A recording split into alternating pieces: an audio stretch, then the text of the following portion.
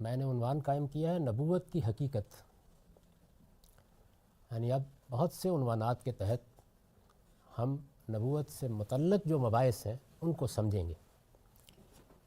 میں نے لکھا ہے نبوت کیا ہے؟ یہ مخاطبہ الہی کے لیے کسی شخص کا انتخاب ہے. مخاطبہ الہی یعنی اللہ تعالیٰ یہ فیصلہ کریں کہ وہ اپنے بندوں سے کلام کریں گے، بات کریں گے، اپنا کوئی پیغام بندوں تک پہنچائیں گے، تو اس کو مخاطبت یا مخاطبہ کہا جائے گا. یہ مخاطبہ الہی کے لیے کسی شخص کا انتخاب ہے. اب اس میں بھی دیکھیے، یعنی یوں نہیں ہے کہ میری خواہش ہے، میں چاہتا ہوں، میں نے اپنی طلب کو نشو و نما دی ہے، میں نے اپنے آپ کو تیار کیا ہے، میرے اندر کوئی ملکہ ہے، میں چاہوں تو اس کو حاصل کر لوں. ان میں سے کوئی چیز نہیں ہوتی. یہ اللہ کی طرف سے انتخاب ہے. اس کے معنی یہ ہے کہ اللہ تعالیٰ اس منصب کے لیے جب اپنے بندوں میں سے کسی کا انتخاب کر لیتا ہے تو اس سے کلام فرماتا ہے. قرآن نے بتایا ہے کہ انسان کو اس کا شرف ہمیشہ دو ہی طریقوں سے حاصل ہوا ہے. یعنی اب یہ بحث کی جا رہی ہے کہ اللہ تعالیٰ نے ایک شخص کا انتخاب کیا، اس کی طرف وحی کرنے کا فیصلہ کیا، یہ فیصلہ کیا کہ اپنا پیغام اس کے سپرد کرے گا. تو اللہ تعالیٰ یہ معاملہ کیسے کرتے ہیں؟ قرآن نے بتایا ہے کہ انسان کو اس کا شرف ہمیشہ دو ہی طریقوں سے حاصل ہوا ہے. ایک عام مخاطبت کے ذریعے سے جو پردے کے پیچھے سے ہوتی ہے. پردے کے پیچھے سے کا مطلب یہ ہے کہ کوئی حجاب درمیان میں رہتا ہے، رو در رو نہیں معاملہ ہوتا. ایسا نہیں کہ آپ اللہ تعالیٰ کو براہ راست دیکھ رہے ہوتے ہیں پردے کے پیچھے سے. وہ پردہ کسی درخت کا بھی ہو سکتا ہے، وہ پردہ کسی دیوار کا بھی ہو سکتا ہے، وہ پردہ کسی پہاڑ کا بھی ہو سکتا ہے. ایک عام مخاطبت کے ذریعے سے جو پردے کے پیچھے سے ہوتی ہے، اس میں بندہ ایک آواز سنتا ہے مگر بولنے والا اسے نظر نہیں آتا. سیدنا موسیٰ علیہ السلام کے ساتھ یہی ہوا. طور کے دامن میں ایک درخت سے یکایک انہیں ایک آواز آنی شروع ہوئی، لیکن بولنے والا ان کی نگاہوں کے سامنے نہیں تھا. یہ پیچھے بیان ہو چکا ہے. اس سارے واقعے کے جو حوالے ہیں وہ نیچے میں نے دے دیے ہیں، سورہ قصص وغیرہ میں آپ اس کو دیکھ سکتے ہیں. دوسرے وحی کے ذریعے سے، یعنی ایک طریقہ وہ ہے. دوسرا یہ ہے کہ کوئی اشارہ لطیف. وحی کا مطلب کیا ہے؟ اشارہ لطیف کے ذریعے سے بات دل میں ڈالنا. دوسرے وحی کے ذریعے سے یہ لفظ کسی کے دل میں کوئی بات ڈالنے کے لیے آتا ہے. اس کی پھر دو صورتیں ہوتی ہیں. اولاً اللہ تعالیٰ براہ راست نبی کے دل میں اپنی بات ڈال دے. یعنی یہاں پر بھی پھر دو طریقے ہوتے ہیں. ایک تو یہ نا کہ آواز آتی ہے اور اللہ تعالیٰ پردے کے پیچھے سے کلام فرماتے ہیں. دوسرا کیا ہے؟ دوسرا یہ ہے کہ اللہ تعالیٰ براہ راست نبی کے دل میں بات ڈال دیتے ہیں. ثانیاً فرشتہ بھیجے اور وہ اس کی طرف سے نبی کے دل میں بات ڈالے. یعنی وہی کام فرشتہ کرتا ہے. اللہ کا پیغام فرشتے کے پاس ہوتا ہے اور فرشتہ بھی سامنے نہیں آتا بلکہ وہی کر دیتا ہے. یہ معاملہ خواب اور بیداری دونوں میں ہو سکتا ہے. پھر جو بات اس میں کہی جاتی ہے وہ خواب میں بعض اوقات ممثل بھی ہو جاتی ہے. یعنی اس کے لیے اللہ تعالیٰ دونوں طریقے اختیار کرتے ہیں اور بعض موقعوں کے اوپر اس کو ایک تمثیل میں ڈال دیتے ہیں. یعنی پورا واقعہ دیکھ لیتا ہے پیغمبر. اس کی مثالیں آگے آئیں گی. رسول اللہ صلی اللہ علیہ وسلم پر اس کے نزول کی کیفیات روایتوں میں بیان ہوئی ہیں. ان سے معلوم ہوتا ہے کہ اس کی شدید ترین صورت میں اس سے پہلے گھنٹی کی سی آواز پیدا ہوتی تھی. یہاں تک کہ سخت ترین سردی کے موسم میں بھی آپ پسینے سے تر ہو جاتے تھے. یعنی جب یہ وحی ہوتی تھی تو اس سے پہلے گویا متنبع کیا جاتا تھا جیسے گھنٹی کی سی آواز آتی ہے. ہم بھی بعض اوقات تنبؤ کے لیے یہ طریقہ اختیار کرتے ہیں اور پھر ایک شدید کیفیت ہوتی تھی جس میں بعض اوقات یہ لگتا تھا کہ آپ پسینے سے تر ہو گئے ہیں. اس سے آگے اس کی حقیقت کیا ہے؟ قرآن کا ارشاد ہے کہ اس کو سمجھنا انسان کے حدود علمی سے باہر ہے. یعنی اب یہ کہ وہ فی الواقع کیسے ہوتی ہے، کس طریقے سے، کیا میڈیم اختیار کیا جاتا ہے، وہ کیسے پہنچتی ہے، اس کو قرآن مجید نے بتا دیا ہے کہ یہ اللہ ہی کے علم میں ہے. اس کا علم انسانوں کو نہیں دیا گیا. چنانچہ فرمایا جی ہاں بات کی وجہ میں ہوئی. جاوید صاحب ایک سوال اور ہے اگر اجازت ہو. جی ارشاد. وہ یہ کہ جس طرح آپ نے بیان کیا کہ جو نبی کا انتخاب ہے وہ ایسے ہوتا ہے، ایک طرح سے اچانک ہوا ہوتا ہے جس میں نبی کو بھی کوئی اندازہ نہیں ہوتا، نہ اس کے لیے کوئی تربیت ٹریننگ ہے کچھ ہے. تو کیا اس سے ہم یہ بات اخذ کر سکتے ہیں کہ نبی نے اس سے پہلے جو وقت گزارا وہ بالکل ایک عام انسان کی طرح گزارا، اس میں ایسا نہیں تھا کہ اللہ تعالیٰ نے نبوت کا بیج ڈال کے بھیجا تھا جو کہ 40 سال کی عمر میں یا 50 سال کی عمر میں جا کے وہ ایکٹیویٹ ہوا ایک طرح سے. تو اس میں اس کلیریفیکیشن کے لیے ہمارے پاس کوئی اشارے ہیں اس طرح کے جس میں ہم یہ کہہ سکیں کہ ایسے ہی ہے یا ایسے نہیں ہے؟ ہمارے سامنے رسالت مآب صلی اللہ علیہ وسلم کی زندگی ہے اور وہ اسٹیبلشڈ ہسٹری میں بیان ہوئی ہے، اور ہمارے سامنے سیدنا موسیٰ کا واقعہ جزیات تک قرآن نے بیان کر دیا ہے. اس سے یہی بات معلوم ہوتی ہے کہ ایک عام شریف النفس جیسے قرآن کہتا ہے نا، وہ خیار الناس یعنی بہترین لوگ ہوتے ہیں کردار سیرت کے لحاظ سے، لیکن اس طرح کے کسی ملکے کے کوئی آثار نہیں ہوتے ان کے اندر. عام انسان کی زندگی، اپنے معاشرے کے شریف النفس انسان کی زندگی، اعلیٰ اخلاق کے حامل انسان کی زندگی بسر کرتے ہیں. سیدنا موسیٰ کے بارے میں بھی یہی معلوم ہوتا ہے، اور محمد الرسول اللہ صلی اللہ علیہ وسلم کے بارے میں بھی یہی بات ہے. میں تو اس کی نفی کر رہا ہوں، بار بار توجہ دلا رہا ہوں کہ یہ کوئی اکتسابی عمل نہیں ہے، کہ یہ کسی ملکے کا ظہور نہیں ہے، یہ کسی صلاحیت کی نشو و نما نہیں ہے، ان میں سے کچھ بھی نہیں ہوتا. بلکہ قرآن مجید نے آگے آپ دیکھیں گے کہ نبوت کے لیے اس کو دلیل بنا دیا ہے. یعنی یہ بتایا ہے کہ نبی کے نبی ہونے کی دلیل ہی یہی ہے کہ اس کے ہاں یہ کچھ نہیں ہوتا. وہی کی نوعیت کے اوپر سوال ہے، وہ قرآن نے تو منع کر دیا کہ آپ سوال مت کریں کیونکہ سمجھ میں نہیں آئے گی بات. لیکن ایک سوال ہے کہ جس وقت پہلی وہی ہوتی ہے اور جو علم سکھایا جاتا ہے اس وقت کیا اس طرح کا علم ہوتا ہے کہ وہ بعد میں نبوت کے دوران پھر وہ انفولڈ ہوتا رہتا ہے، مطلب ایک پرسنالٹی کے لیول کے اوپر کوئی خاص تبدیلی بھی آتی ہے مطلب جو رسول ہوتا ہے اس میں، یا یہ ہوتا ہے کہ ہر وقت ہی کنیکشن کے اوپر بار بار ہدایت دی جاتی ہے؟ جو ہدایت بار بار، تو میں نے بڑی وضاحت کے ساتھ یہ بتایا ہے کہ انسان کو بھی ضرورت نہیں ہے. یعنی اللہ تعالیٰ نے انسان کو ہدایت دے کر بھیجا ہے، ہمارے اندر بہت سی صلاحیتیں رکھی ہیں، ہمیں خیر و شر کا شعور دیا ہے. اس کے بعد اتمام ہدایت ہوتا ہے. تو پیغمبر کے ساتھ بھی ایسا ہی ہے. یعنی قرآن نازل ہونا ہے، کوئی کتاب نازل کرنی ہے، ظاہر ہے وہ تو ہوتی ہے، رہنمائی بھی کی جاتی ہے، لیکن پیغمبر اس رہنمائی کے نتیجے میں علم کے ایسے مقام پر فائز ہو جاتا ہے کہ پھر وہ اجتہاد بھی کرتا ہے، وہ اپنی رائے بھی دیتا ہے. یہ سب چیزیں آگے زیر بحث آئیں گی، یعنی اس بحث میں اپنے وقت پر یہ سب زیر بحث آ جائیں گی. قرآن کا ارشاد ہے کہ اس کو سمجھنا انسان کے حدود علمی سے باہر ہے. یعنی کس بات کو سمجھنا حدود علمی سے باہر ہے؟ یہ دیکھیے نا کہ مثال کے طور پر اس وقت میری آواز ہزاروں لاکھوں لوگوں تک دنیا کے مختلف علاقوں میں پہنچ رہی ہے. تو آپ سے کوئی پوچھے کیسے پہنچ رہی ہے، تو آپ سائنسی طریقے سے بتا سکتے ہیں کیسے پہنچ رہی ہے، اس لیے کہ یہ علم ہماری دریافت ہے. اللہ تعالیٰ یہ معاملہ کیسے کرتے ہیں، ملائے اعلیٰ سے کیسے آتی ہے، کہاں سے آتی ہے، کس میڈیم سے آتی ہے. یعنی جب اللہ تعالیٰ بات کر رہے تھے تو کیا وہ وادی مقدس طوا میں خود آ گئے تھے؟ آواز آ رہی تھی، اوپر سے آ رہی تھی، یعنی عرش الہی سے آ رہی تھی. یہ وہ معاملہ ہے جس کے بارے میں یہ فرمایا کہ اس کا علم نہیں دیا گیا تمہیں، روکا اس سے گیا ہے. یعنی وہ میڈیم کیا ہے، یا دوسرے لفظوں میں وہ سائنس کیا ہے جس سے یہ ہو جاتا ہے. اس سے آگے اس کی حقیقت کیا ہے؟ قرآن کا ارشاد ہے کہ اس کو سمجھنا انسان کے حدود علمی سے باہر ہے. چنانچہ فرمایا ہے وَيَسْأَلُونَكَ عَنِ الرُّوحِ قُلِ الرُّوحُ مِنْ أَمْرِ رَبِّي وَمَا أُوتِيتُم مِّنَ الْعِلْمِ إِلَّا قَلِيلًا. یہ تم سے روح کے متعلق پوچھتے ہیں جو تم پر وحی کی جاتی ہے. یہ روح یہاں پہ سول نہیں ہے اس آیت میں، بلکہ وحی میں قرآن مجید نے یہ کہا ہے کہ یہ ہم بھیجتے ہیں، یہ اصل میں ایک طرح کی پھونک ہے جو اس کو لے کے آتی ہے، تو اس کو روح سے تعبیر کیا ہے. وہ تم سے روح کے متعلق پوچھتے ہیں جو تم پر وحی کی جاتی ہے. ان سے کہو یہ روح میرے پروردگار کا ایک حکم ہے، اور اس طرح کے حقائق کا تم کو بہت تھوڑا علم دیا گیا ہے. یعنی یہ جو حقائق ہیں، مثلا یہ بات کہ انسان کی شخصیت بھی ایک نفخ کے نتیجے میں، ایک پھونک کے نتیجے میں انسان کے قالب میں آ جاتی ہے. اصل شخصیت جو غیر مرئی ہے، انویزیبل ہے، وہ جس وقت انسان کا حیوانی قالب تیار ہو جاتا ہے ماں کے پیٹ میں، جیتا جاگتا بچہ، تو اس کے بعد اس کو انسانی شخصیت دی جاتی ہے. قرآن نے بتایا ہے کہ ابتدا میں بھی یہی ہوا تھا. یعنی انسان کا حیوانی وجود جب پایا تکمیل کو پہنچ گیا، اس کے بعد ہم نے اس کو انسانی شخصیت دی. تو یہاں بھی یہی زیر بحث ہے کہ یہ شخصیت کیسے ملتی ہے ہم نہیں جانتے، اور وہی کیسے آتی ہے یہ بھی ہم نہیں جانتے. تو اس پر توجہ دلائی کہ وما اوتیتم من العلم الا قلیلا، یہ بنی اسرائیل کی 85 آیت ہے. اور اس طرح کے حقائق کا تم کو بہت تھوڑا علم دیا گیا ہے. یعنی جتنی بات بتائی گئی ہے بس وہ اتنی ہے. انبیاء علیہم السلام پر یہ وحی چونکہ ان کی خواہش اور تمنا کے بغیر اور نفس کی جانب الہی سے آتی ہے. یعنی یہاں پر کچھ الفاظ ہیں جن کو سمجھ لینا چاہیے. یہ جو وحی ہے جس کے بارے میں بتایا ہے کہ اس کی حقیقت تو تم نہیں جانتے کہ اس کی سائنس کیا ہے، کیسے آتی ہے، لیکن یہ میرا امر ہوتا ہے جو کسی بندے سے متعلق ہوتا، اور پھر میں اپنا پیغام اس میڈیم سے پہنچاتا ہوں. تو یہ وحی چونکہ ان کی خواہش اور تمنا کے بغیر، یہ پھر وہی بات ہے.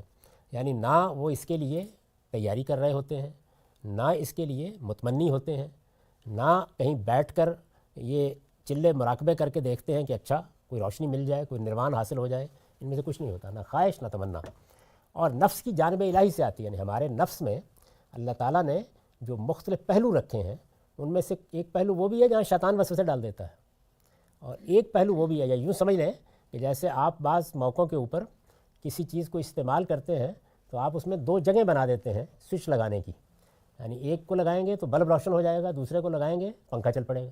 تو اللہ تعالیٰ نے نفس کے اندر بھی دو جانب رکھے ہیں، ایک وہ ہے جہاں سے وہ رابطہ پیدا کرتے ہیں، اور ایک وہ ہے جس سے شیطان بھی رابطہ پیدا کر لیتا ہے، جیسے کہ خود قرآن نے بتایا کہ تمہارے سینوں میں، تمہارے دلوں میں پھونکتا ہے، وسوسے ڈالتا ہے۔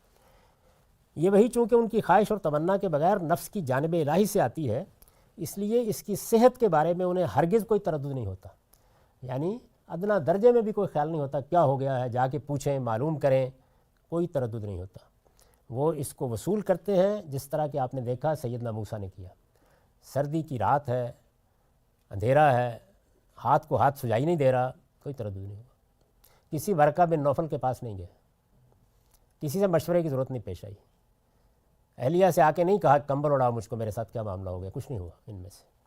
اسی طرح سے رسالت میں آپ صلی اللہ علیہ وسلم کا معاملہ بھی ہے، آگے قرآن بیان کرے گا کہ ان میں سے کچھ بھی نہیں ہوا۔ انبیاء علیہم السلام پر یہ وہی چونکہ ان کی خواہش اور تمنا کے بغیر اور نفس کی جانب الہی سے آتی ہے، اس لیے اس کی صحت کے بارے میں انہیں ہرگز کوئی تردد نہیں ہوتا، یعنی وہ جیسے ہی رابطہ پیدا ہوتا ہے پہلی بار تو فوراً یقین کا آخری درجہ حاصل ہو جاتا ہے، کوئی تردد نہیں ہوتا، کوئی مشورے کی ضرورت نہیں ہوتی، کوئی بے چینی نہیں ہوتی، کوئی اضطراب نہیں ہوتا، کوئی پریشانی نہیں ہوتی، ان میں سے کسی چیز کا کوئی سوال نہیں ہے۔ تاہم ان کے اطمینان قلب کے لیے اللہ تعالیٰ اس کے ساتھ ان کو وقتاً فوقتاً بعض غیر معمولی مشاہدات بھی کرا دیتے ہیں، یعنی یہ سلسلہ بھی چلتا رہتا ہے اور غیر معمولی مشاہدات بھی ہوتے رہتے ہیں تاکہ تقویت حاصل ہوتی رہے، کوئی تردد بھی نہیں ہوتا اور مزید کمک بھی پہنچتی رہتی ہے، جیسے سیدنا ابراہیم کا معاملہ بیان ہوا ہے۔ بیت الحرام سے مسجد اقصیٰ تک کے سفر کے جس رویا کا ذکر قرآن میں ہوا ہے وہ اسی کی مثال ہے، یعنی اللہ تعالیٰ بعض مشاہدات بھی کراتے رہتے ہیں۔ اس طرح کے مشاہدات کھلی آنکھوں سے بھی ہوتے ہیں، یہ چونکہ رویا تھا یعنی بیت الحرام سے مسجد اقصیٰ تک، تو صرف یہی نہیں ہے بلکہ کھلی آنکھوں سے بھی یہ مشاہدات ہوتے ہیں، عالم بالا دکھا دیا جاتا ہے، اللہ تعالیٰ اپنی نظم کائنات کہاں سے چلا رہے ہیں وہ کھول دیے جاتے ہیں۔ اسی نوعیت کا ایک مشاہدہ قرآن میں اس طرح بیان ہوا ہے۔ اب قرآن مجید نے سورہ نجم میں پہلے وہ واقعہ بیان کیا ہے جس کا حوالہ میں نے اس سے قبل دیا، یعنی اس میں بیان کیا گیا ہے کہ پہلی مرتبہ یہ معاملہ کیسے ہوا، افق اعلیٰ پر نمودار ہوئے، کسی غار میں نہیں، کسی اندھیرے میں نہیں، پہلی مرتبہ کہاں نمودار ہوئے، کھلے آسمان پر، جبریل امین اپنی اصل صورت میں آئے، روایتوں سے بھی اس کی تفصیل معلوم ہو جاتی ہے، اور یہ معلوم ہوتا ہے کہ پورے افق پر گویا چھائے ہوئے تھے، وہ سامنے نظر آئے، قرآن کہتا ہے پھر وہ قریب ہوئے، 2 کمان کا فاصلہ رہ گیا، اس طرح انہوں نے وحی کی۔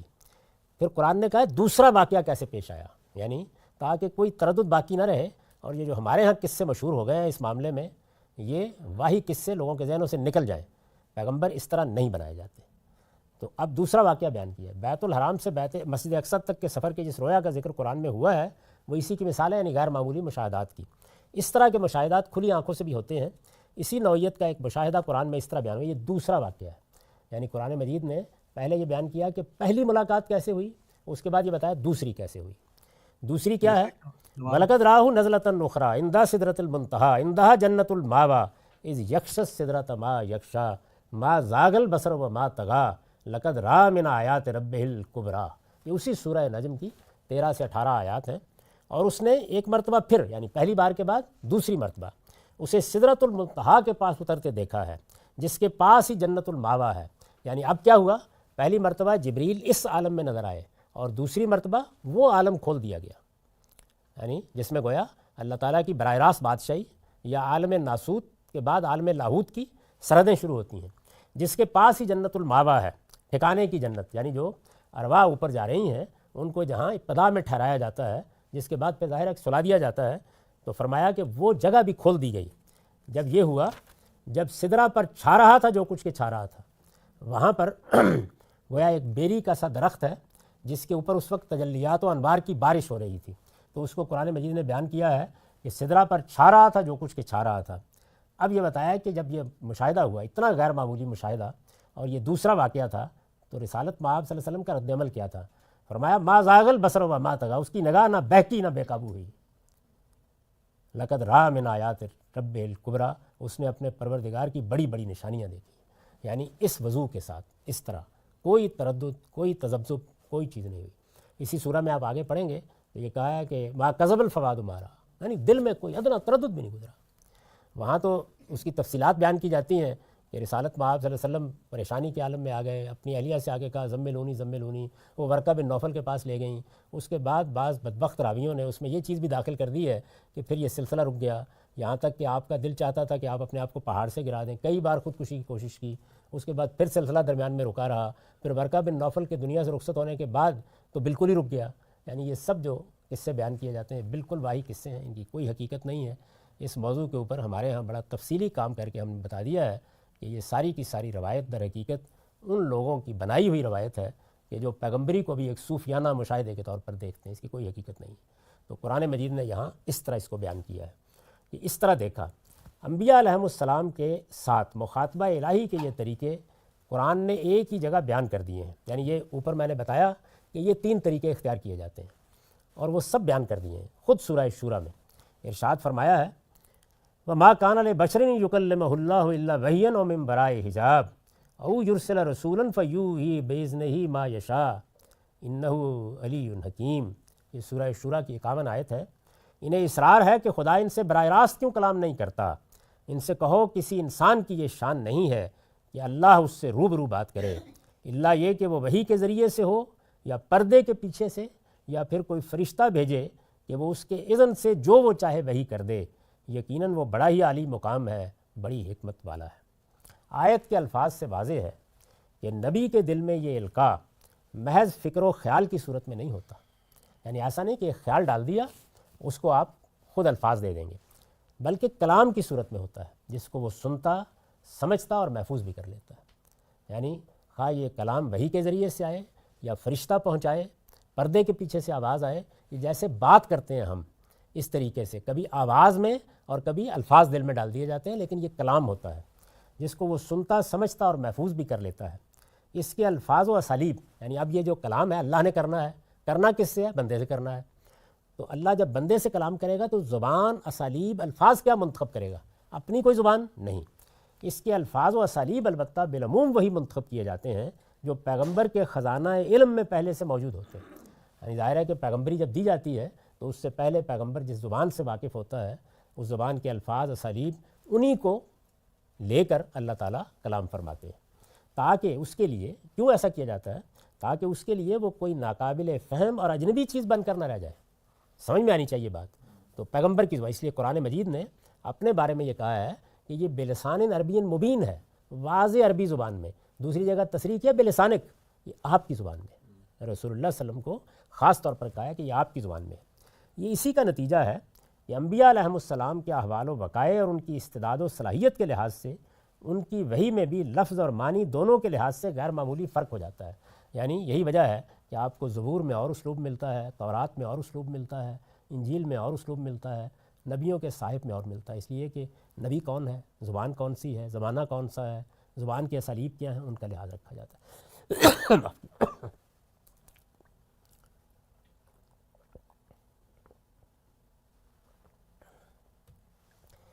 یہ بحث تھی کہ اللہ تعالیٰ پیغمبروں کو جو وحی بھیجتے ہیں اور نبوت کے منصب پر فائز کرتے ہیں تو اس کی حقیقت کیا ہوتی ہے، کیا چیز ہے. آپ نے دیکھا کہ میں نے اس میں خاص طور پر جس چیز کی طرف توجہ دلائی ہے وہ یہ ہے کہ یہ کوئی اکتسابی عمل نہیں ہوتا، اس میں کوئی تردد کا سوال نہیں ہوتا. اس کی وجہ کیا ہے؟ اس کی وجہ یہ ہے کہ اللہ تعالیٰ نے ایک تو یہ سلسلہ قائم کیا ہوا ہے، یعنی پیغمبر آتے ہیں، پیغمبروں کا انتخاب کرتا ہے. جیسے سیدنا موسیٰ کا اچانک انتخاب، رسالت مآب صلی اللہ علیہ وسلم کا بھی بالکل ایسے ہی ہوا ہے. یعنی بظاہر اگر اس واقعے کو آپ لے لیں جس میں بیان کیا گیا کہ آپ ایک جگہ سے چلے آ رہے تھے، یکا یک آپ نے دیکھا کہ آپ کے سامنے جبریل، جس کو قرآن نے یہاں بیان کیا، افق اعلیٰ پر نمودار ہو گئے. تو جیسے وہاں ایک واقعہ اچانک ہوا، بالکل اسی طرح اچانک یہ معاملہ ہوتا ہے. قرآن مجید نے اس کی تفصیل بھی کر دی ہے. اس پیغمبری کے ساتھ، یعنی یہ تو سلسلہ ہے نا کہ اللہ نے اپنے بندوں میں سے کسی کا انتخاب کیا اور انتخاب کر کے اس کو وحی بھیجی، جیسے اوپر بیان ہوا ہے سورہ شورا کی آیات میں کہ ہم ایسے بھیجتے ہیں، یہ 3 طریقے اختیار کرتے ہیں اپنا پیغام پہنچانے کے لیے۔ اس کے بالمقابل ایک پوری روایت موجود ہے، اور وہ روایت بھی قرنوں سے موجود ہے، قدیم ترین زمانوں سے موجود ہے، اور وہ روایت یہ ہے کہ بعض انسانوں کے اندر جب یہ شدید خواہش پیدا ہوتی ہے کہ وہ ملائے اعلیٰ سے رابطہ پیدا کریں، وہ اللہ تعالیٰ سے پیغام وصول کریں۔ یہ آج کی چیز نہیں ہے، دونوں روایتیں دنیا میں ایک بڑی ہی غیر معمولی تاریخ رکھتی ہیں۔ انسان اپنے فکر کے ذریعے سے حقائق تک پہنچنے کی کوشش کرتا ہے۔ فکر کے ذریعے سے کیسے پہنچا جاتا ہے؟ یعنی انسان کو عقل دی گئی ہے، وہ یہ محسوس کرتا ہے کہ جو چیزیں اس کے سامنے آ رہی ہیں ان کے پس منظر میں در حقیقت اس کے ذہن کی کار فرمائی ہے۔ یہ ایک عمومی تجربہ ہے جو انسان کو ہوتا ہے۔ کیسے ہوتا ہے؟ ایک سنگ تراش پتھر کا ایک ٹکڑا لیتا ہے اور وہ اس میں ایک تصویر ابھارنا چاہتا ہے، تو تصویر پتھر میں اپنا نقش بعد میں ابھارتی ہے، پہلے اس کا ایک خاکہ انسانی ذہن کے اندر پیدا ہوتا ہے۔ ایک آرکیٹیکٹ، ایک ماہر تعمیرات آپ کے مکان کا نقشہ بناتا ہے تو پہلے وہ نقشہ اس کے ذہن میں پیدا ہوتا ہے، یعنی اس کا ذہن ایک پوری عمارت کو پہلے اپنے تصور میں لاتا ہے، وہ کہاں سے اٹھائے گا، کیا اس کی تعمیرات ہوں گی، کہاں تک پہنچے گی۔ یہ جو بڑی بڑی عمارات اس وقت بنی ہیں، جو ایک لحاظ سے اگر قدیم انسان کو اٹھائیں تو عجوبہ بن گئی ہیں، تو ظاہر ہے کہ یہ سب سے پہلے ذہن میں تعمیر ہوئی ہیں۔ یعنی ایک تعمیر وہ ہے کہ جو اینٹ گارے سے باہر ہو رہی ہوتی ہے، وہ جو ذہن کی تعمیر ہے، یا وہ محض ایک خیال ہے یا اس کی حقیقت ہے۔ تو انسان کو یہ پہلے دن سے جب اس نے سوچنا شروع کیا ہے تو توجہ ہوئی کہ یہ اپنی ذات میں ایک حقیقت ہے۔ بڑا فلسفہ ہمیشہ سے اس ذہن کو مقدم سمجھتا رہا ہے۔ یہ سقراط و افلاطون، یہ ہیگل، یہ کانٹ، اگر آپ ان کو پڑھیں، لائبنز، اسپینوزا، تو یہ آپ کو اسی چیز کی طرف توجہ دلائیں گے کہ یہ انسانی ذہن ہے اصل میں، جس میں چیزوں کی حقیقت موجود ہے، اور وہ حقیقت اگرچہ مرئی نہیں ہے، ویزیبل نہیں ہے، لیکن اصل وہی ہے۔ اور جب انسان اس حقیقت کو پتھر سے متعلق کرتا ہے تو گویا کیا کرتا ہے، جو حقیقت ہے اس کی چھاپ یا اس کی شبیہ وہ اس پر ڈال دیتا ہے۔ تو سنگ تراش کچھ نہیں کرتا، وہ پتھر میں سے وہ شبیہ ابھارتا ہے۔ تو یہی معاملہ مادے کے ساتھ بھی ہو رہا ہے، یعنی جو آپ کے سامنے یہ مادہ بکھرا پڑا ہے، یعنی جو مواد بکھرا پڑا ہے، وہ کہیں آدمی بن رہا ہے، کہیں وہ کوئی بندر بن رہا ہے، کہیں شیر بن رہا ہے، کہیں کوئی اور چیز بن رہا ہے۔ یہ درخت، یہ سمندر، یہ ہوائیں، یہ جو کچھ بھی وجود پذیر ہو رہا ہے، یہ در حقیقت کچھ بھی نہیں ہے، یہ اصل میں اس ذہن کے اندر موجود حقیقی چیزوں کا وجود ہے۔ تو انسان یہ خیال کرتا ہے کہ یہ جو اتنی بڑی اس کو صلاحیت دی گئی ہے، اسی کے ذریعے سے وہ حقائق تک بھی پہنچ جائے گا۔ جب انسان اس ذریعے کو استعمال کرتا ہے تو اس سے جو علم وجود میں آتا ہے اس کو ہم فلسفہ کہتے ہیں۔ اصلاً فلسفہ یہ ہے۔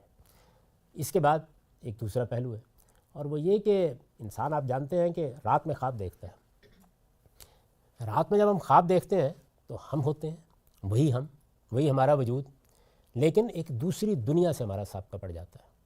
اس دنیا میں بعض موقعوں کے اوپر ایسے ایسے حقائق منکشف ہوتے ہیں کہ انسان خیال کرتا ہے کہ یہ تو ماضی کی کوئی چیز ہے، بہنے ہی سامنے آ گئی، یہ مستقبل کا کوئی واقعہ۔ کئی لوگ آپ کو سنائیں گے کہ یہ جو پرسوں معاملہ ہوا وہ میں نے 3 دن پہلے بہنے ہی اس طرح دیکھ لیا تھا۔ تو انسان خواب میں ایک تجربے سے گزرتا ہے۔ اس سے اسے خیال ہوا کہ انسان کے لیے یہ ممکن ہے کہ وہ اس ذریعے سے بھی، جس کو آپ عرفان کہتے ہیں، وجدان کہتے ہیں، اگر وہ جس طرح علم میں ریاضت کرتا ہے یا فکر میں ریاضت کرتا ہے، تعمق کرتا ہے، سوچتا ہے، اس سے حقائق منکشف ہوتے ہیں، تو اگر وہ اس راستے کو بھی اختیار کرے تو اسے حقیقت تک رسائی ہو سکتی ہے، یا خدا سے اس کا تعلق ہو سکتا ہے، یا حقیقت مطلقہ تک اس کی رسائی ہو سکتی ہے۔ تو اس کا مطلب یہ ہوا کہ 2 ذرائع خود انسان نے تلاش کیے ہیں، ایک فکر کا راستہ جس سے فلسفہ وجود میں آیا، دوسرا اپنے باطن کے اندر موجود اس فیکلٹی تک پہنچنے کا راستہ جو خواب دکھاتی ہے سوتے میں۔ تو کیا یہ معاملہ بیداری میں بھی ہو سکتا ہے؟ تو یہ وہ راستہ ہے کہ جو عام طور پر صوفیانہ مذاہب نے اختیار کیا ہے۔ یہ دونوں راستے موجود ہیں۔ اب جب ظاہر ہے کہ پیغمبری سمجھانا بیٹھتے ہیں لوگ تو یہ خیال ہوتا ہے کہ انسان کو کس استدلال سے سمجھایا جائے، وہی کیسے آتی ہے۔ تو بالعموم کیا کیا جاتا ہے؟ بالعموم صوفیانہ عرفان کی مثال دے دی جاتی ہے۔ لوگ بھی یہ خیال کرتے ہیں کہ اسی طرح کی کوئی چیز ہے، بلکہ جب کبھی کوئی دعوے کی حد تک نبوت سامنے آئی جو حقیقی نبوت نہیں تھی تو اسی طرح کا استدلال بھی ہوا کہ اگر آدمی مراقبے کرتا ہے، نیکی کرتا ہے تو اللہ کی محبت ہے، اللہ تعالیٰ پھر اس کے نتیجے میں، اس کے صلے میں اس کو نبوت دے دیتے ہیں، یا گویا انسان کا رابطہ ہو جاتا ہے۔ ہمارے ہاں کی صوفیانہ روایت میں بھی آپ جگہ جگہ اس کا ذکر دیکھتے ہیں۔ قرآن مجید نے اس کی نفی کی ہے اور یہ بتایا ہے کہ اللہ تعالیٰ اپنا پیغام پہنچانے کے لیے اور اپنی بات کہنے کے لیے ان میں سے کوئی طریقہ بھی روا نہیں رکھتے۔ یعنی اگر آپ نے اپنی فکر کو مہمیز دینی ہے تو اس کے لیے بھی صحیح میدان کون سا ہے؟ اس کے لیے صحیح میدان آپ کی مادی کائنات اور آپ کے نفس کے حقائق ہیں، ان پر غور کریں، اس سے علوم کے دروازے کھلیں گے۔ چنانچہ ایسا ہی ہوا کہ جب انسان ما بعد الطبیعیات کی مسائل اور اس کی گتھیاں سلجھانے سے باز آ گیا اور اس نے اپنی مادی دنیا کے قوانین پر غور کرنا شروع کیا تو ایک نئی دنیا اس کے سامنے آ گئی۔ ہم یہ بھی دیکھتے ہیں کہ اگر وہ نفس کے حقائق پر غور کرے تو اس سے بھی ایک نئی دنیا سامنے آتی ہے۔ چنانچہ قرآن مجید میں اس کی بھی مثالیں موجود ہیں کہ ملکہ بلقیس کا تخت اٹھا لانے جیسا علم انسان دریافت کر چکا تھا۔ یہ معمولی چیز نہیں ہے، کوئی 1500 میل کے قریب کا فاصلہ ہے جہاں سے چشم ددن میں وہ اٹھا کے لے آیا گیا، اور قرآن مجید نے یہ بتایا کہ کون تھا وہ، الذی عندہ علم من الکتاب، اس کے پاس نوشتہ خداوندی کا ایک علم تھا، اٹھا کر لے آیا اس کے نتیجے میں۔ تو یہ بھی علم ہے، سائنس یہ بھی علم ہے۔ آپ اگر اس دنیا سے متعلق ہو، یعنی آپ نے تخت اٹھا کے لانا ہے، یہ بھی ممکن ہے۔ آپ نے اس پوری کی پوری مجلس کو ابھی مریخ پر دکھانا ہے، یہ ممکن ہے، لیکن آپ ملائے اعلیٰ سے رابطہ کر لیں، آپ حضیرت القدس میں داخل ہو جائیں، آپ جبریل امین سے کوئی چیز چھین لیں، آپ فرشتوں کے ساتھ ربط پیدا کر لیں، آپ اللہ تعالیٰ کی بارگاہ میں دخل انداز ہونے کی کوشش کریں، تو اس کی نفی کی گئی ہے، اس کا کوئی سوال نہیں۔ اللہ تعالیٰ کہتے ہیں کہ مجھے جب اپنے بندوں سے کوئی بات کرنی ہوتی ہے تو میں اپنے فرشتوں کے ذریعے سے بھیجتا ہوں یا براہ راست کلام کرتا ہوں یا پردے کے پیچھے سے آواز دیتا ہوں، لیکن یہ انتخاب بھی میرا ہوتا ہے۔ یعنی اس میں نہ تو کوئی باطنی ملکہ ہے جو ظہور پذیر ہو جاتا ہے، کوئی صلاحیت ہے جو نشو و نما پا کے سامنے آ جاتی ہے، نہ یہ کسی مراقبے کے نتیجے میں حاصل ہونے والا نروان ہے، ان میں سے کوئی چیز بھی نہیں ہے۔ تو اس کی نفی قرآن مجید نے کی ہے کہ نبوت کی حقیقت کیا ہے۔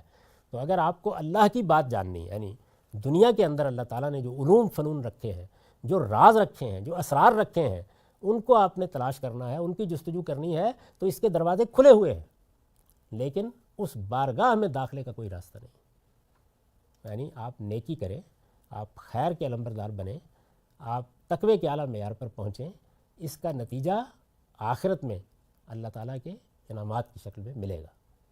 لیکن اس دنیا میں رہتے ہوئے اللہ تعالیٰ کی بات کو جاننے کا کوئی اور راستہ نہیں۔ میں نے یہ بتا دیا ہے اپنی کتاب برہان میں تمام صوفیانہ مذاہب کے حاملین کی تحریریں نقل کر کے کہ وہ اصرار کرتے ہیں اس بات پر کہ پیغمبر جہاں سے لیتے ہیں ہم اس سے بھی بالا تر جگہ سے لے کے آ جاتے ہیں۔ اسی طرح سے جو روایت عام طور پر آپ کو ہندوستان میں ملتی ہے، خواہ وہ بدھ مت کی روایت ہے، خواہ وہ جین مت کی روایت ہے یا اور اس طرح کی روایتیں ہیں، ان سب کے اندر اگر آپ اتر کر دیکھیں تو وہاں انسان یہی کام کرتا نظر آئے گا۔ یعنی کسی درخت کے نیچے بیٹھ کر، کسی غار میں بیٹھ کر، کسی کھو میں جا کر وہ حقیقت تک پہنچنے کی صحیح کر رہا ہے۔ حقیقت سے کیا مراد ہے؟ یعنی اس کائنات کا اصل اصول کیا ہے، یہ کہاں سے کنٹرول ہو رہی ہے، اس میں اگر کوئی اس کا خالق ہے تو اس کی حقیقت کیا ہے اور اس سے ہمیں کیسے اخذ کرنا ہے، تو اس کی کوشش کرتا ہے۔ تو اللہ تعالیٰ نے یہ قرآن مجید میں واضح کر دیا ہے کہ مجھے جب کوئی بات کہنی ہوتی ہے تو میں اس طرح کرتا ہوں، اور یہ معاملہ میری طرف سے ہوتا ہے، اور یہ جلیل القدر پیغمبروں کے ساتھ بھی ایسے ہی ہوتا ہے۔ یعنی راستے میں چلتے ہوئے موسیٰ علیہ السلام کو بلا لیا جاتا ہے، ان کو وہم و گمان میں بھی نہیں ہوتا کہ مجھے اس منصب پر فائز کیا جا رہا ہے۔ یہی صورتحال محمد الرسول اللہ کے بارے میں بیان کی ہے۔ یہ توجہ دلانا اس لیے مقصود تھا کہ ان چیزوں کو خلط ملط کر دیا جاتا ہے، یہاں تک کہ آپ دیکھیں گے کہ جو ریکنسٹرکشن ہے علامہ اقبال کی، اس میں انہوں نے پیغمبرانہ مشاہدات کے لیے معیار بنا دیا صوفیانہ مشاہدے کو۔ یہ دونوں اپنی نوعیت کے لحاظ سے بالکل الگ الگ چیزیں ہیں، ان کا آپس میں کوئی تعلق نہیں ہے۔ یعنی یہ یوں نہیں ہے کہ شاعر خدا نے پیدا کیا تھا، مشق ریاضت کے نتیجے میں اعلیٰ شاعری سامنے آنی شروع ہو گئی۔ اللہ تعالیٰ نے کسی شخص کو مصور پیدا کیا تھا، ایک ملکہ عطا کیا تھا، اسی طرح کا ایک ملکہ نبوت ہے جس کا ظہور ہو جاتا ہے ریاضت سے، مشق سے، مزاولت سے، ان میں سے کوئی چیز نہیں ہوتی۔ اس کے ایک ایک پہلو کو ہم اس کتاب میں زیر بحث لائیں گے کہ پیغمبری کیا چیز ہے، نبی کی معرفت کیسے حاصل ہوتی ہے، یہ سب چیزیں زیر بحث آئیں گی۔ لیکن یہاں جس چیز کو بیان کرنا مقصود تھا وہ یہ چیز تھی کہ پیغمبری یہ ہے، یہ مخاطبہ الہی ہے، یہ محبت ربانی ہے، یہ اللہ کا انتخاب ہے، اور یہی وہ قابل اعتماد ذریعہ ہے جس سے آپ اللہ کی ہدایت پاتے ہیں۔ اس کے سوا کوئی ذریعہ سرے سے موجود ہی نہیں ہے۔ اور یہ جو ذریعہ ہے یہ پھر جتنے آپ دنیا کی علمی تاریخ کا اگر مطالعہ کریں تو انسان کے بارے میں، کائنات کے بارے میں، انسان کے اخلاقی وجود کے بارے میں آپ بالکل حیرت زا ہو جاتے ہیں کہ جب قرآن ان سوالوں کا جواب دیتا ہے تو کیسی متعین، کیسی قطعی، کیسی صاف اور کیسی واضح بات کرتا ہے، اور کس طرح ایک ایک چیز کو بالکل حل کر دیتا ہے۔ یعنی انسان جن چیزوں میں گرداں رہا ہے اور اپنی سرگردانی کی حکایت سناتا ہے، اس سے بالکل نکل کر آپ صراط مستقیم پر کھڑے ہو جاتے ہیں۔ تو ان کو الگ الگ کر لیجئے بالکل، یعنی اچھی طرح سمجھ لیجئے کہ ہمیں جو یہ نفسی صلاحیتیں دی گئی ہیں، یہ جو ہمارے باطن کے اندر بعض فیکلٹیز رکھی گئی ہیں، یہ نفس جن قوانین کے ساتھ کام کرتا ہے، ان کو دریافت کرنے میں کوئی معنی نہیں ہے، ضرور کریں، لیکن اس سے آپ اوپر نہیں جائیں گے، اسی دنیا میں رہیں گے۔ اور اس دنیا میں یہ صلاحیت بھی پیدا کی جا سکتی ہے کہ ملکہ بلقیس کا تخت چشم زن میں اٹھانا ہے۔ وہ نفسی علوم میں سے کسی علم کا ماہر ہے، الذی عنده علم من الکتاب، اس کے پاس اللہ کے نوشتے، اللہ کے قانون کا ایک علم تھا، جس کے نتیجے میں وہ یہ سب کرے۔ اور ابھی آپ نے دیکھا کہ مادے کے قوانین پر انسان نے جب غور کرنا شروع کیا تو وہاں وہ کیا کچھ کرنے میں کامیاب ہو گیا۔ یعنی اس وقت کی دنیا کو اگر آپ آج سے 200 سال پہلے کے کسی انسان کو اٹھائیں اور اس کے سامنے پیش کر دیں اور یہ بتائیں کہ یہ سب ہو رہا ہے، تو وہ اسی طرح تعجب کا اظہار کرے گا جیسے آپ کو تعجب ہو رہا ہے کہ ملکہ بلقیس کا تخت کیسے آ گیا تھا۔ تو یہ دونوں علوم دنیا کے اندر موجود ہیں، ان میں اگر کوئی آدمی اشتغال پیدا کرتا ہے تو کوئی ممنوع نہیں ہے، بس یہ کہ یہ سمجھ لینا چاہیے کہ اس میں شیطان کی دراندازی کا موقع ہوتا ہے۔ نفسی علوم میں وہ اس غلط فہمی میں مبتلا نہ کر دے کہ آپ کہیں بارگاہ میں پہنچ گئے ہیں۔ کوئی بارگاہ میں نہیں جاتا، سب کچھ یہیں ہو رہا ہوتا ہے، اور سارے مشاہدات بھی یہیں کے ہوتے ہیں، سارے اکتشافات بھی یہیں کے ہوتے ہیں۔ یہ جو کچھ ہے یعنی اللہ کی طرف سے، اس کا طریقہ یہ ہے، اس میں پیغمبر کا انتخاب کیا جاتا ہے اور اس کے ذریعے سے اس کو مشاہدات بھی کرائے جاتے ہیں، اس کو وحی بھی کی جاتی ہے، اس کو معجزات بھی دیے جاتے ہیں، لیکن یہ الہی انتخاب، یعنی یہاں اوپر سے انتخاب ہوتا ہے، ربانی محبت ہوتی ہے۔ آپ کسی چلے، کسی ریاضت، کسی ملکے کی نشو و نما سے اس کو نہیں پا سکتے۔ یہ بنیادی بات ہے جس کو بیان کرنا مقصود تھا۔ تو میرے نزدیک غار حرا کا افسانہ در حقیقت اس بنیادی حقیقت کو ایک صوفیانہ نوعیت کی چیز بنا دینے کے لیے وضع ہوا ہے، اس کی کوئی حقیقت نہیں ہے۔ یہ اس لیے تنبیہ یا توجہ کرنی ضروری تھی۔ روایت کیا ہے، روایت کہاں سے آئی ہے، کن لوگوں نے بیان کی ہے، اس پر ہمارے ہاں بہت تفصیلی کام ہو چکا ہے۔ آپ میں سے جس کو اس کی خواہش ہو وہ اس کو ضرور پڑھ لے۔ یہاں میں اگر اس میں داخل ہوتا ہوں تو بہت سا وقت اس کی نظر ہو جائے گا، تو آپ اس کو دیکھ سکتے اور پڑھ سکتے ہیں، لیکن اچھی طرح اس بات کو نوٹ کر لیجئے کہ رسالت میں آپ صلی اللہ علیہ وسلم کو نہ کوئی تردد لاحق ہوا ہے، نہ آپ کی آنکھ بہکی ہے، نہ آپ نے کوئی اپنی پیغمبری کے بارے میں شبہ ظاہر کیا ہے، نہ کسی ورقہ بن نوفل سے اس کی تصدیق کی ضرورت پڑی ہے۔ قرآن کے الفاظ میں نہ آنکھ جھپکی ہے، نہ بے قابو ہوئی ہے، نہ دل نے کسی چیز کی تردید کی ہے۔ جو کچھ دیکھا ہے کھلی آنکھوں سے دیکھا ہے، اس کی شہادت دی ہے اور آ کے انسانوں کے سامنے بیان کیا ہے کہ مجھے میرے پروردگار نے اس عظیم منصب کے لیے منتخب کر لیا ہے۔ پیغمبروں کا انتخاب اس طرح ہوتا ہے۔ اس کی شان دیکھنی ہو تو سیدنا موسیٰ کا واقعہ پڑھیے، اس کا کمال دیکھنا ہو تو سورہ نجم میں رسالت مآب صلی اللہ علیہ وسلم کی وحی کی داستان پڑھیے۔ اس میں قرآن نے الفاظ استعمال کیے ہیں یہ کہ یہ پہلا واقعہ ہے اور یہ دوسرا واقعہ ہے، تو اس وجہ سے کوئی گنجائش اس بات کی نہیں ہے کہ اس طرح کے قصے اور کہانیاں اس کے بارے میں مانے جائیں۔ اقول قولی ھذا واستغفر اللہ لی ولکم ولسائر المسلمین۔ یہ سوال ایک جیسا یہ ہے کہ آپ نے جو پچھلے 10-15 منٹ میں بیان کیا، کیا اس سے یہ نتیجہ نکالنا جائز ہوگا کہ جو جن مذاہب کو آپ صوفیانہ مذاہب کہتے ہیں کہ وہ ان دیئر ایسنس وہ مبنی بر حق نہیں ہو سکتے؟ اس کا کوئی امکان ہی نہیں ہے سر سے، اس لیے کہ وہ انسانی نفسی کی فریب دہی کا نتیجہ ہوتے ہیں۔ اور انسان کا معاملہ یہی ہے، یعنی جیسے ہی وہ اس دنیا میں داخل ہوتا ہے، آپ دیکھیں ادھر ذرا باہر کی دنیا میں آ جائیں، جیسے ہی انسان کو بڑے اکتشافات ہوئے ہیں، اس نے تاریخ کو جان لیا، اس نے انسان کی پیدائش کو جان لیا، اس نے اس بڑے انفجار کا وقت معلوم کر لیا جب کہ اس کائنات کی ابتدا ہوئی، تو اس کا نتیجہ کیا ہے؟ وہ یہ خیال کرتا ہے کہ اس نے حقیقت کو آخری درجے میں پا لیا ہے۔ قرآن مجید اسی وجہ سے ان سارے معاملات کے بارے میں بنیادی رہنمائی دیتا ہے تاکہ معلوم ہو کہ بادشاہ کائنات جب بتاتے ہیں کہ میں نے کیا کیا تھا تو کیسے بتاتے ہیں، اور انسان جب سوچتا ہے تو وہ کس طریقے سے سوچتا ہے۔ تو یہی معاملہ جو ہے وہ ہمارے ہاں ان لوگوں کے ساتھ ہوا ہے۔